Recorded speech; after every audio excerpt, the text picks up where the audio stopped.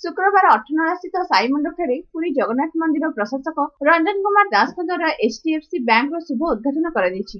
ଏହି ଉତ୍ସବରେ ରଞ୍ଜନ କୁମାର ଦାସଙ୍କ ସହିତ ଚେତନ ଦାସ, ବାସୁଦେବ ବେହେରା, ପ୍ରଭାସ ଚନ୍ଦ୍ର ଦାସ, ସୂର୍ଯ୍ୟନାରାୟଣ ରଥ ଶର୍ମା, ବିଜୁ ଜନତା ଦଳର ରାଜ୍ୟ ଉପସଭାପତି ସୁଭାଶିଷ ଖୁଣ୍ଟିଆ, ମାଧବ ପୂଜାପଣ୍ଡା, ଉତ୍ତର ପାର୍ଶ୍ୱ ମଠ ମହନ୍ତ ଶ୍ରୀ ରାମାନୁଜ ଦାସ ପ୍ରମୁଖ ଉପସ୍ଥିତ ରହି ପ୍ରଦୀପ ପ୍ରଜ୍ୱଳନ କରି ନୂତନ ବ୍ୟାଙ୍କର ଶୁଭ ଉଦ୍ଘାଟନ କରିଥିଲେ।